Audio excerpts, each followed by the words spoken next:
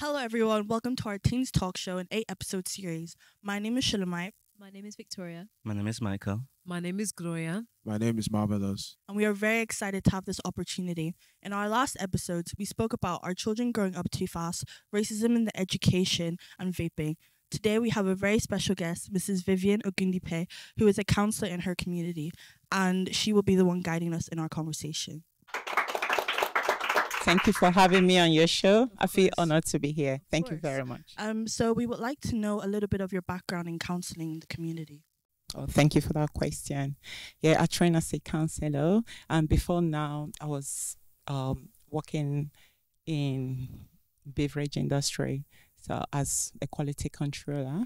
But whenever I had my baby, and then I changed my career, and that was as a result of how I felt and all the things that I went through during the time the child was born.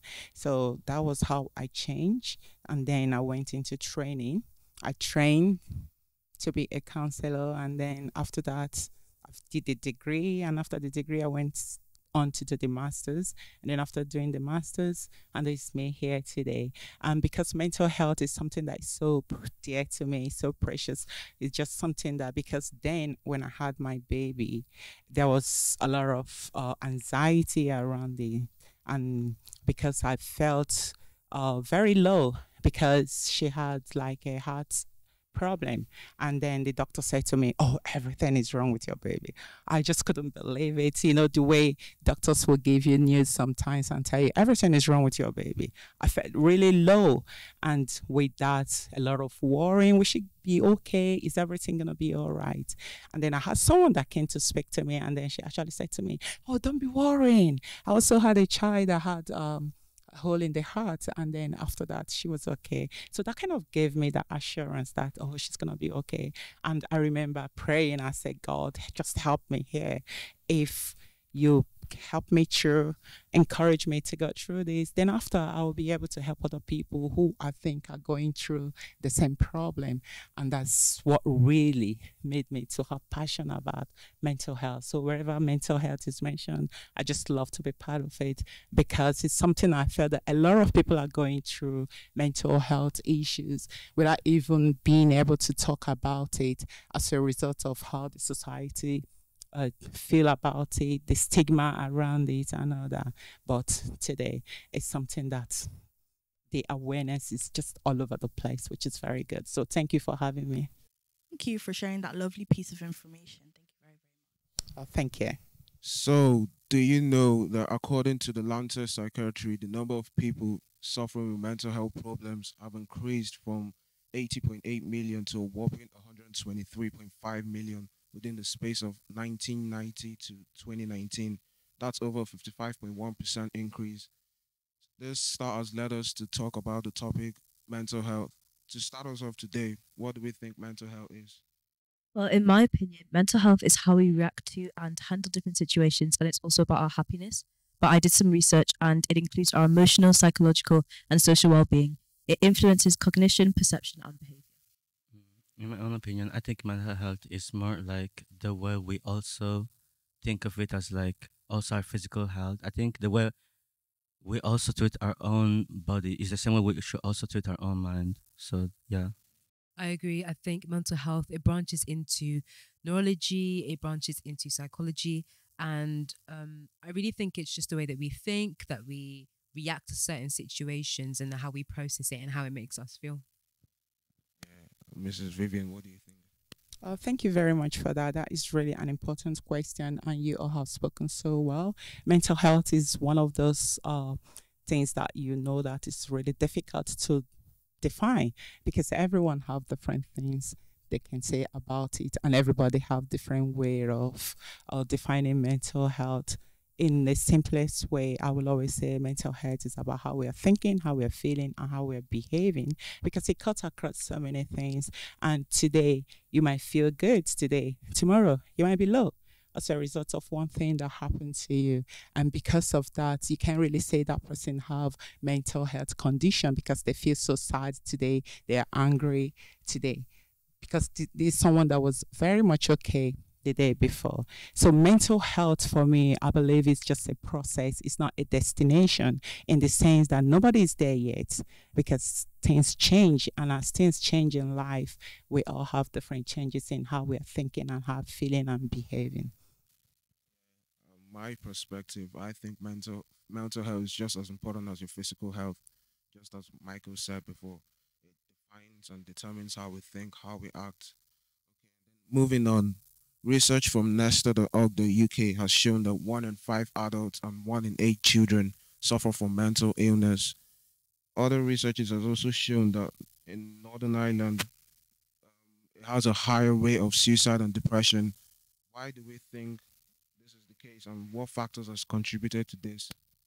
The factors I think that have contributed to this issue are children, especially at our age, like not having they're having trust issues. They can't trust enough to go and talk to this person. And that may be because of the trauma that they faced at home, or they may just have like a hard time talking to people. So they, like, especially with the trauma aspect, they think what happens at home, like, they'll just be seeing, people acting the same way, but that's not the case at all. So it'll be really, really hard for them to talk to someone, and they'll just hide their feelings. But eventually they will break down. That's why it's better to talk to someone, but they just think that it would be a bad idea. So I agree. I think if talking about your feelings at home isn't the norm, then why would you expect a person to then go out of their way to maybe speak to a counselor or speak to a friend at school?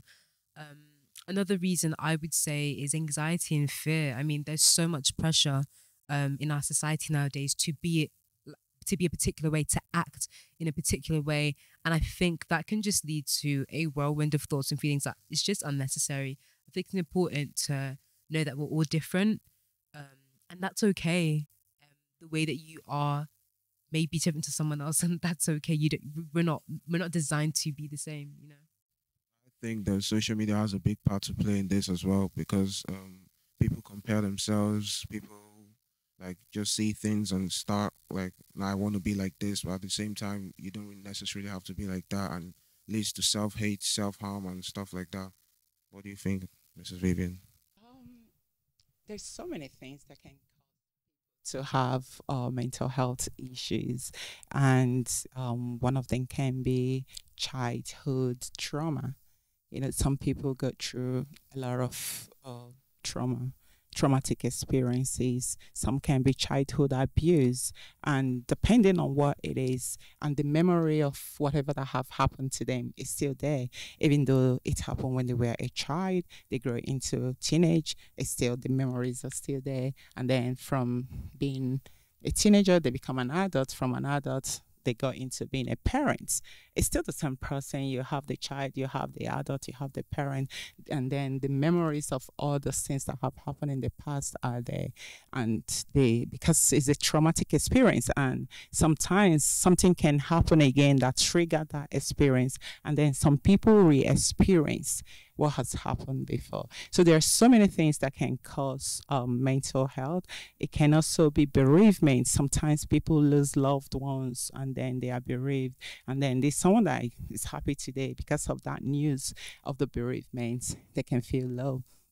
Another thing that can cause mental health issues is also divorce. Sometimes there is domestic violence at home, and then which might lead to divorce. And then you see parents separating, and sometimes they forget that children are also in this because it also affects the children. There is poverty, there is unemployment, there's so many things. Even with COVID, after the pandemic, there's so many people that felt isolated. So many things just happen. So there's so many things that can cause mental health. There's so many factors. It can be biological factor. It can be psychological factor. So many things.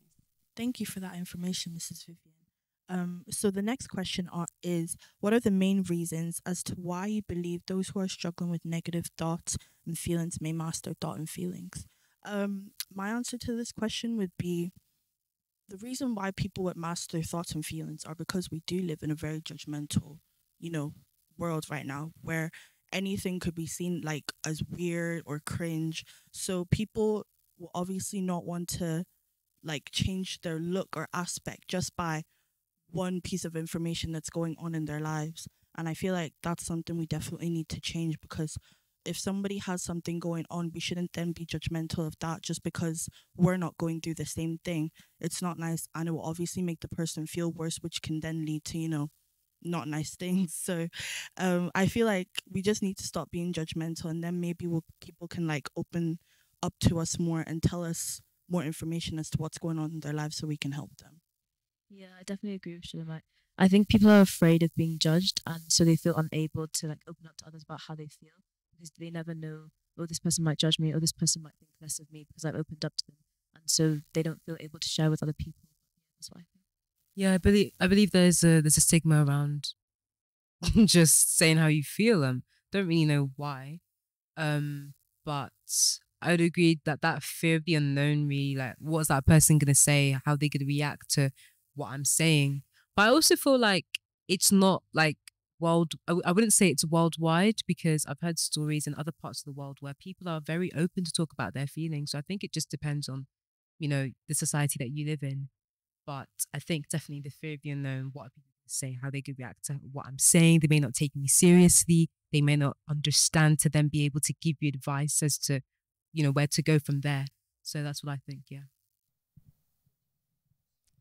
Yeah, you've all spoken well. There's so many things that can make people not to talk about it, and sometimes they just want to protect themselves, because if I open up and then everybody knows this is what I'm going through, then they feel embarrassed or ashamed of feeling that way. And sometimes because of peer pressure, they don't want to talk about it because they still want to have that sense of belonging. These are my friends, and then everybody can put makeup on, everybody can just hide behind. You don't really know what is going on for everybody. So to protect themselves, they kind of keep that. And then because someone said, because they don't want to feel judged, you don't want to feel judged that, oh, you're just so low, just pick yourself up and snap out of it.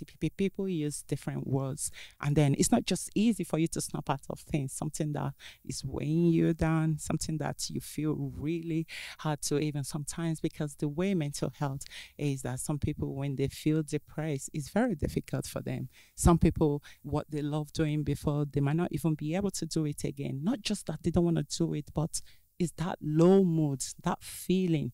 They feel so low, they feel depressed, they feel so despondent, and that it just cuts across everything. And the same thing with anxiety, because when people have anxiety, they are worried what's going to happen, how are people, and sometimes they don't want to bring up their issues. They're like, oh, everybody have their issue. I don't want to add mine to theirs, they want to keep it to themselves. And because of social media as well, so many things contribute to why people put a bold face on. Because if I put that bold face, you think everything is okay, and then people hide themselves without talking about how they are feeling. But I would just say it's still good to talk about it, because if you don't talk about it, nobody knows that's how you're feeling. So it's good. And I want to encourage everybody, if you feel low, please do talk about it. Find someone that you can speak to, someone that can listen. And sometimes, because if you don't open up, nobody knows this is going on for you.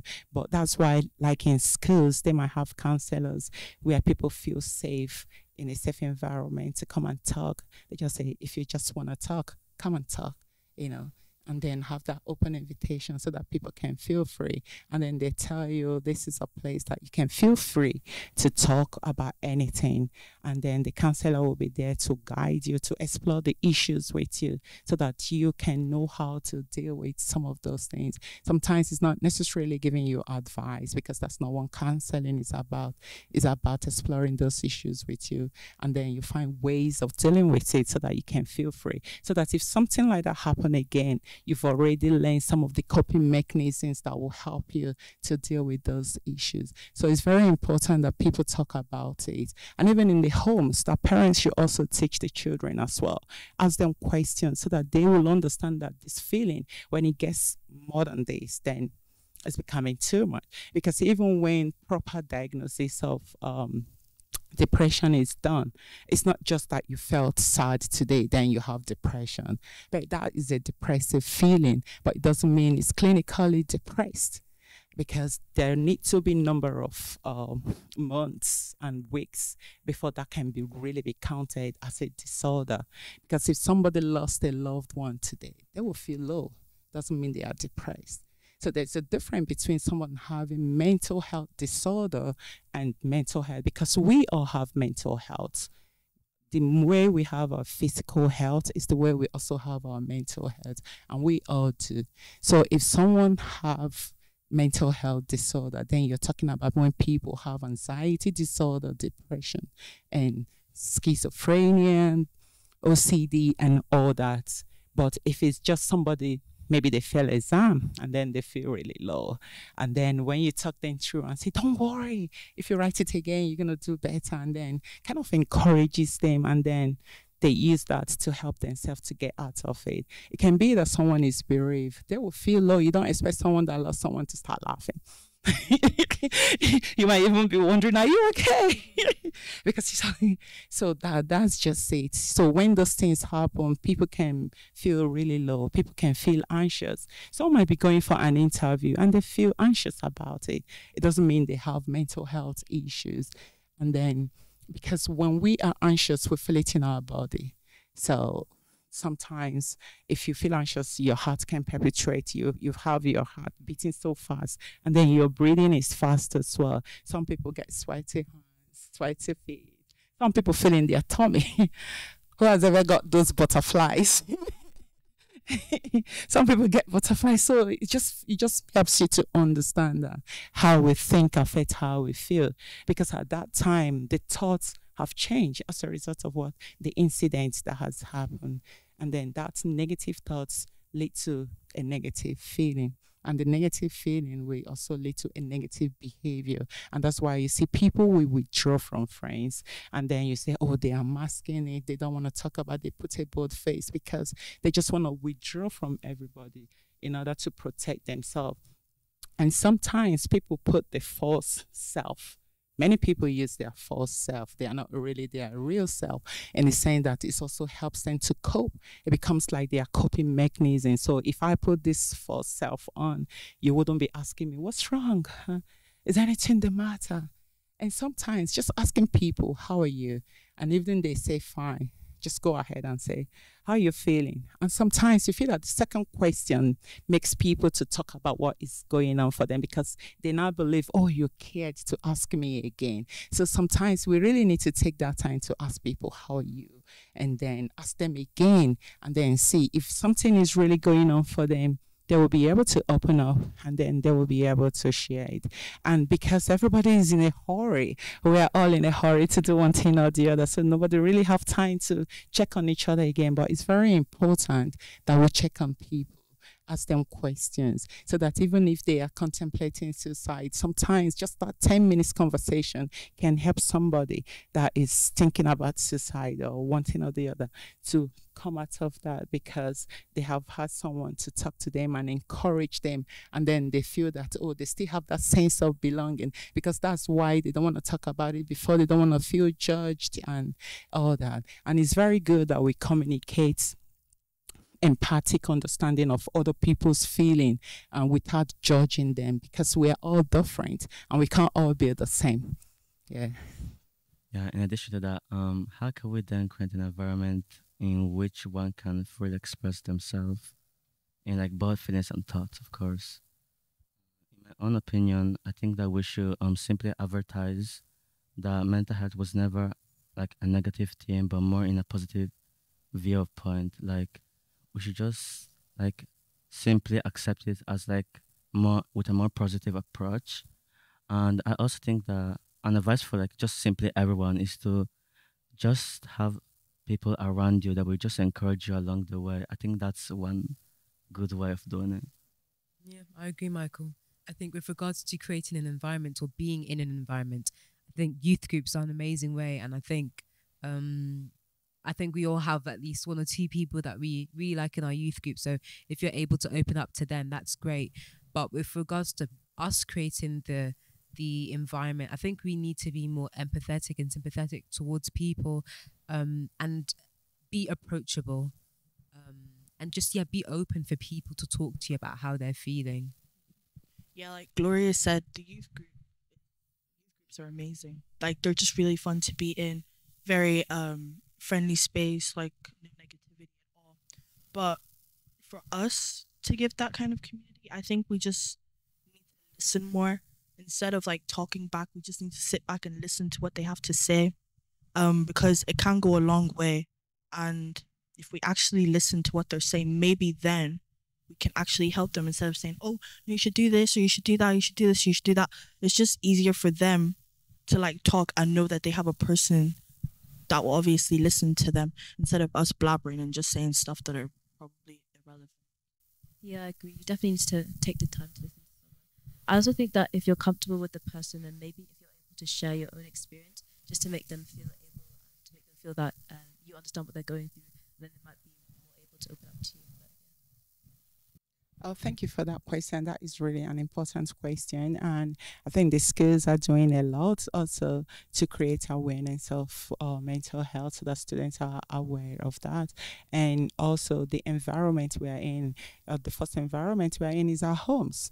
Parents should also take part in that and also believe there's a lot of mental health awareness. Even after the pandemic, I think it increased because it's being announced in so many places and then people are more aware of it now, and the more people talk about it, the more it helps to challenge the stigma that is around it, because in some culture it's a taboo to talk about certain things regarding mental health, but when people are open enough, then they can challenge that stigma that is attached to mental health. And culture also, because in some culture what other people look at as mental health problem, it might be something they just look at as normal. So that's why sometimes, because we have different cultures, and then you can't just say this is what it is, because some people have been brought up in such a way that it's not something they believe that is mental health because it's normal to them.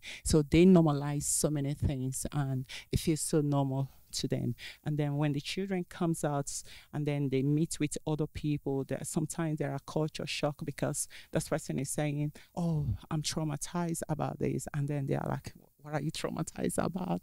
You know, because it doesn't feel like anything to them. And that's why you don't really have a particular way of defining mental health, because for someone from Black Asian minority community, it's different. They are not seeing it the way someone else is seeing it. And you cannot say is something that this is the way it is until everybody talk about their experiences and what they feel about it. Sometimes two people might be in an accident. One person will come out so traumatized about it. The other person, within 1 week, they are fine.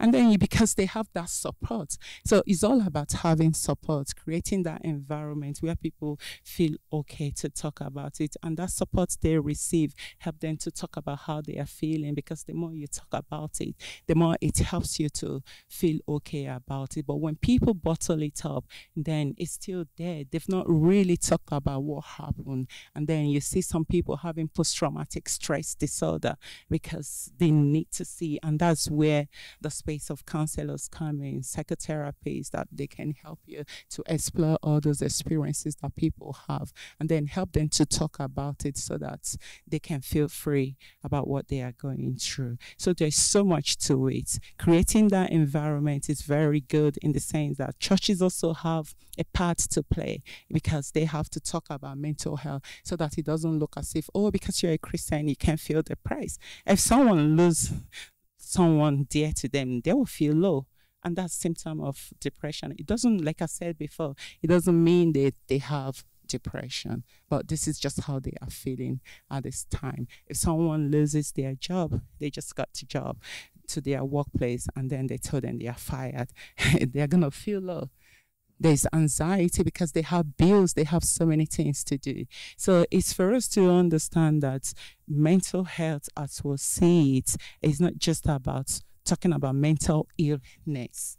This is what every one of us is feeling, mental health. Just the same way we look after our physical health, it's the same way we also ought to look after our mental health. And creating this environment will help people to freely talk about how they are feeling, to freely talk about the experiences that they have. even for the young people, because sometimes we underrate and say, oh, they are young, they might not have, they have feelings as well. So it's for us to also have that space for them to say, how are you feeling today? What's going on? And then you'll be surprised when they open up to tell you, oh, this is what happened and this is how they are feeling.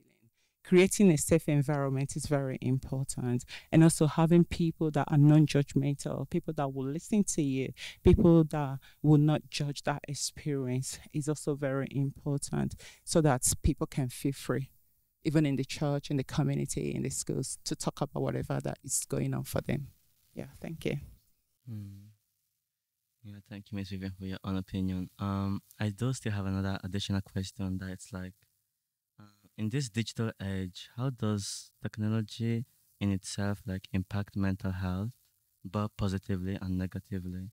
Like, for example, body image, and just compare yourself to those social media people. I think that, in my own opinion, it does like get ready with me videos, or like, for example, those celebrities that like, sometimes just show off their like rich lifestyle. And I think it just like sends a message to like other people that like they just make them feel jealous, or like most of the times just like make them feel bad about not like being good enough as just them. Yeah. Yeah, I agree. With regards to the internet, I think it's an amazing place. We have access to so much information, so much resources. However, that can lead to misinformation. And I believe that filtering is so important because everything we read online isn't necessarily true. So, for example, I'm a Christian and I would filter what I read and what I process according to my core beliefs and my core values. And I believe that everyone should do the same. Whatever you're reading and whatever you're processing, just remember it's not always true. Take it with a pinch of salt.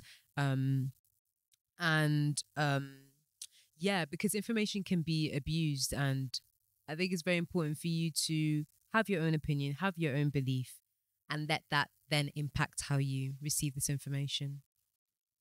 Like Gloria and Michael have said, social media has its ups and it has its downs.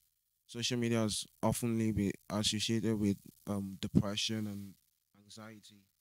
Obviously, spending time on social media leads to less time in physical interactions and can create a feeling of isolation. Social media has also been a breeding ground for harassment, cyberbullying, and all sorts, which can damage one's self esteem and confidence and can lead to a low mental health, a bad mental health. Comparison as well. People often compare themselves to like influencers on social media life, which can lead to like jealousy, self hate, and depression.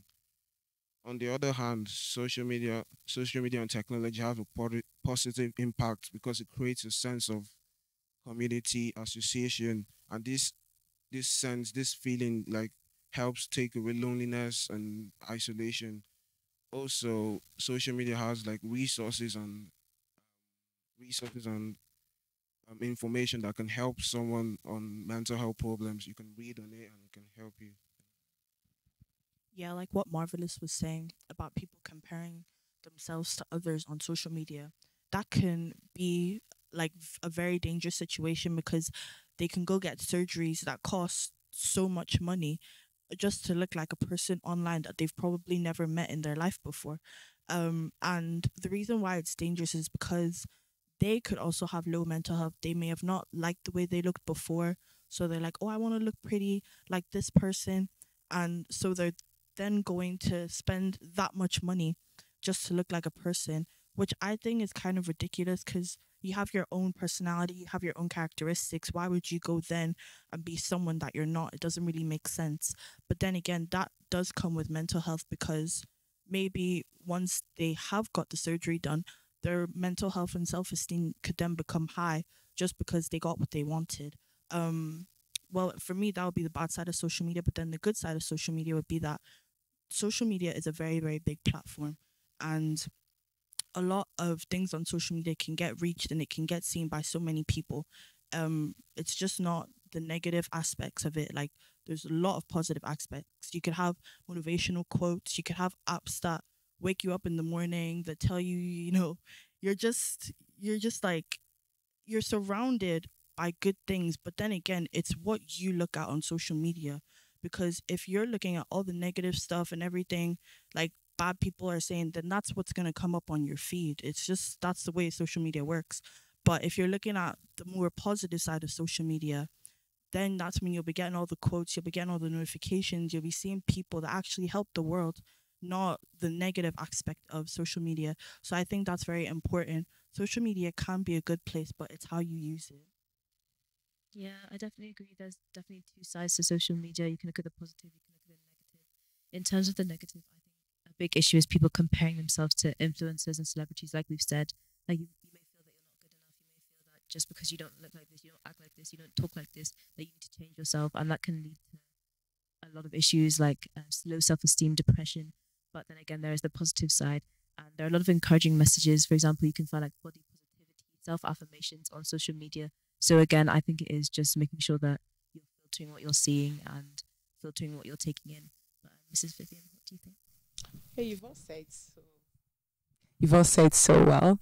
Yeah, there's positive aspects of social media and there's also negative aspect of it. I'll start with the negative. We've said so much about the negative aspect. Some people get addicted that they can't even do anything. They can't even do the work they ought to do. They can't even read and it affects them. You see some people's results coming out and then they find out that they've really spent so much time on social media instead of reading their book. There's so many negative aspects. Now people do their own self-diagnosis. They tell you, oh, I have OCD. How did you know you have OCD? Oh, because I Googled it. And then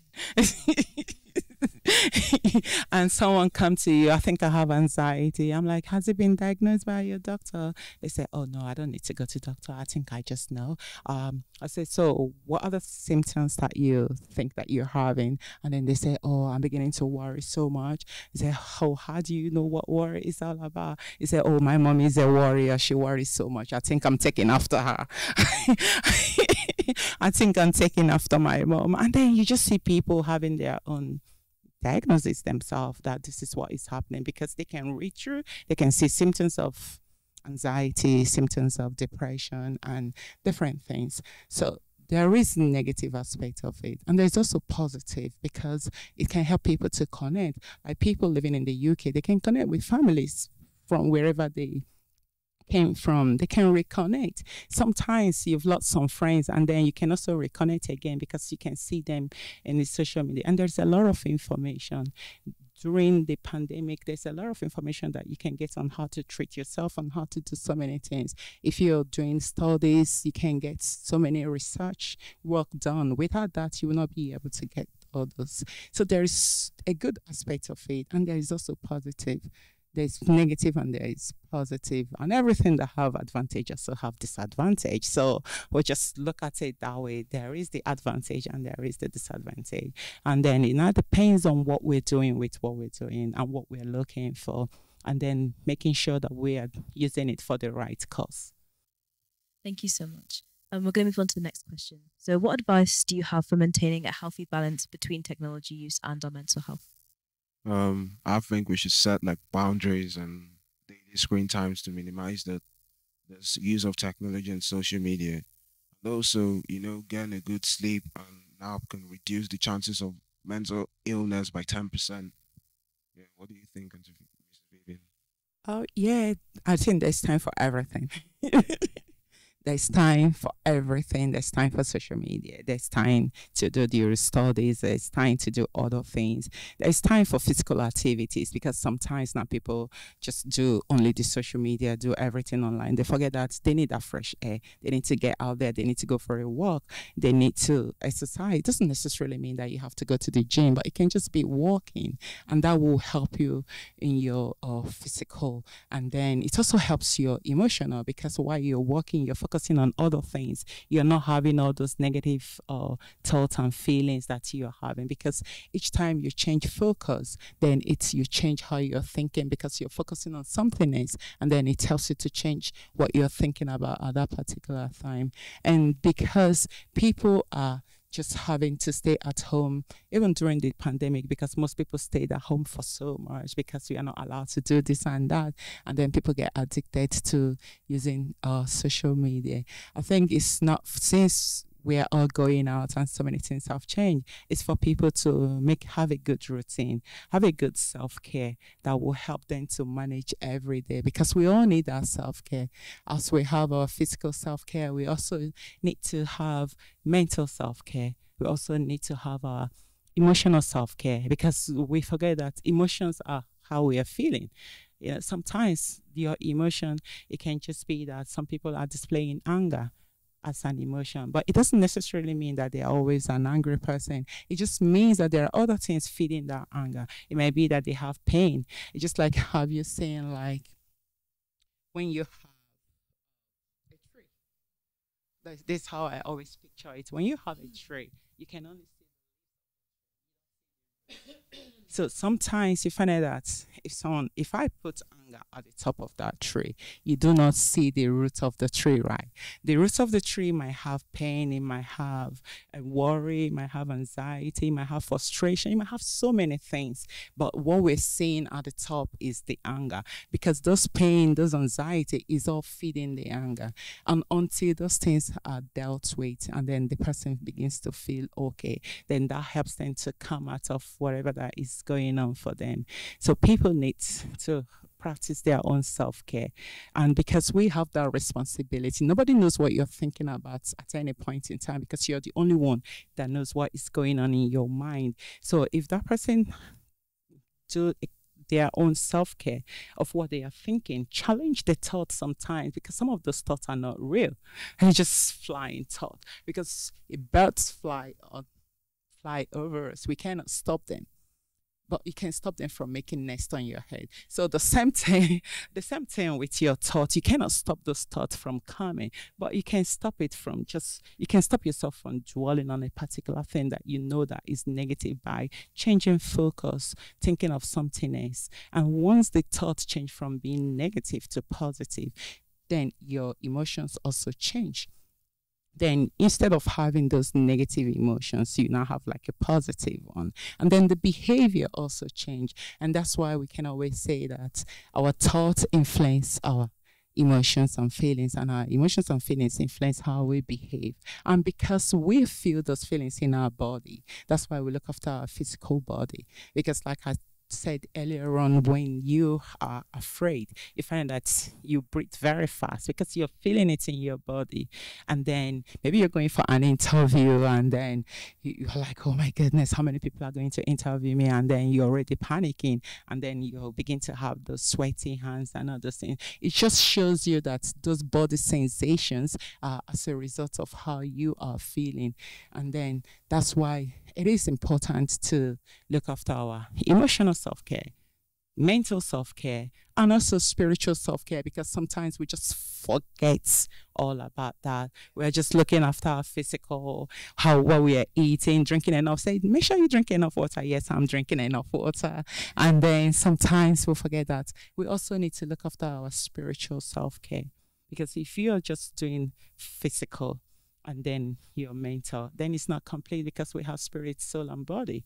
Because how you're thinking, it have to do with your mind, and then helping us to change our mindset. Because when you change your mind, sometimes people believe, oh, I can't change, this is how I am. No, if you practice changing certain things, changing certain behaviors, and then doing some thoughts restructuring, then challenging some of those negative thoughts, and then you begin to have more positive way of thinking. And then once the thought changes, the feeling change and the behavior change. So thank you. Moving on to our next question. In schools, do you think that there's enough awareness of what mental health is and how it impacts us?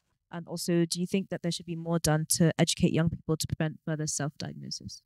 In schools, personally, I don't think that there's enough mental awareness going on, because teachers could give students bucket loads of homework. They could go home, pretend it's all fine, but deep down inside, they know they're stressing because they could have an exam like the next 2 days or so, but they won't actually tell a teacher, because I feel like if you were to tell a teacher, they'll just be like, oh no, you're fine, just get like a good night's sleep, blah blah blah. And the student will obviously go back home thinking, why won't the teacher take me seriously? And along with that too, whenever teachers have assemblies, and they're like, oh, if you ever need anything, just come talk to us. But then if you actually have like a very big problem, like a big mental health problem, and you go talk to a teacher, they may not take it as seriously as they say, because talking than actually doing the action, it's way more easier. So I feel like um some schools, not all schools, but some schools have that problem, and it really does need to be fixed. And yes, I do think that children should be more aware of mental awareness, because like everyone, just not children, everyone should be aware of it, because it is a very, very, very big topic that needs to be heard everywhere. And without it, like, how are you going to know how to approach your feelings or how to approach someone else's feelings? So yeah, I think it should be taught very, very seriously.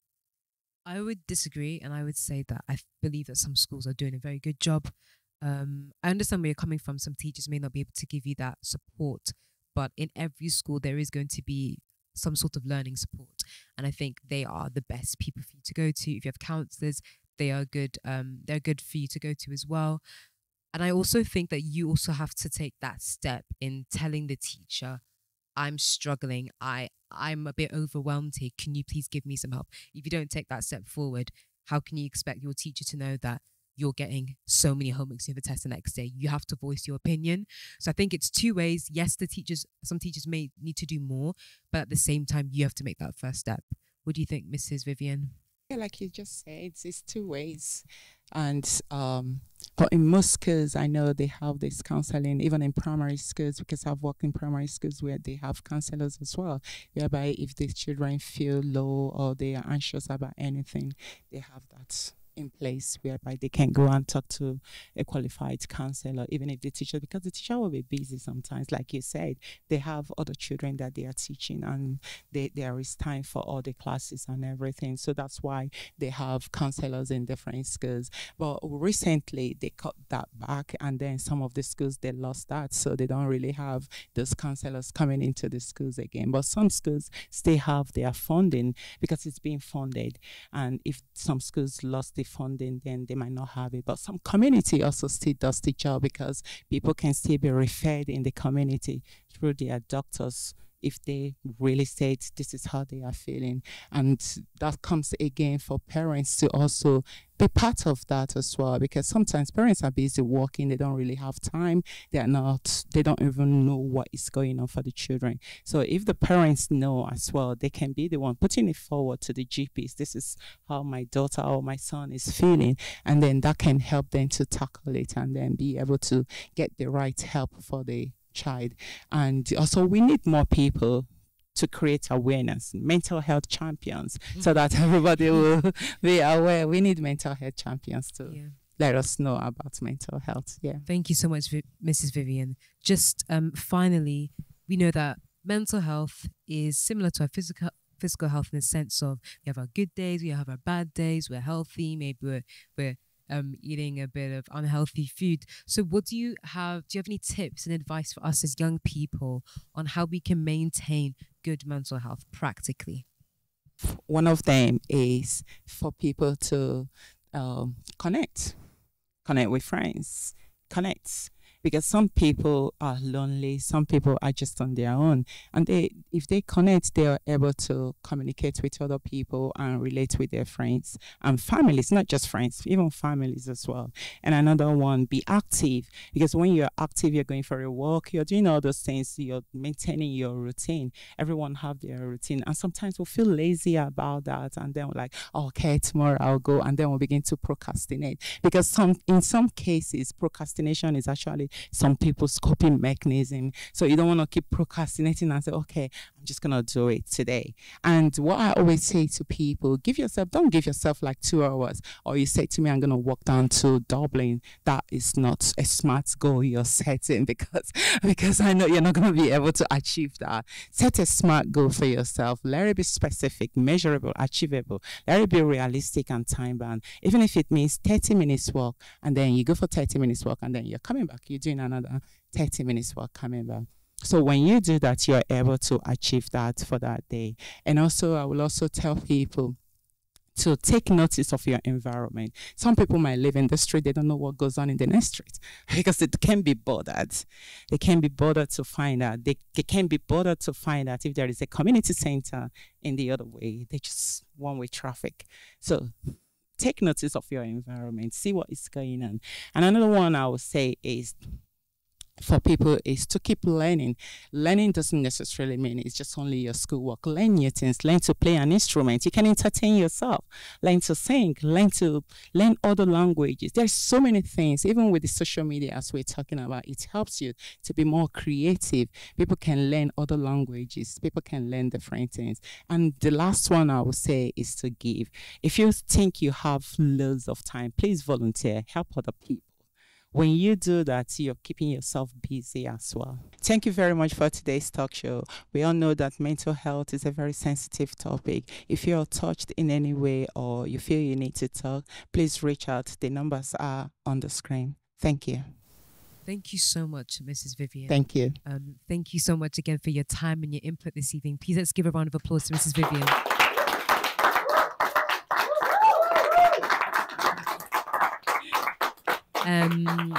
Yes, I think we can all say that we've definitely learnt from that. And just a last thing that I want to say is that we are all valued and that we all have value, have worth. So never forget that. I think that's very, very important. Thank you so much to our audience and thank you to everyone who is tuned in today. We really appreciate it. Please be sure to like, to comment, to subscribe to Bradbury Hub TV for more discussions like this.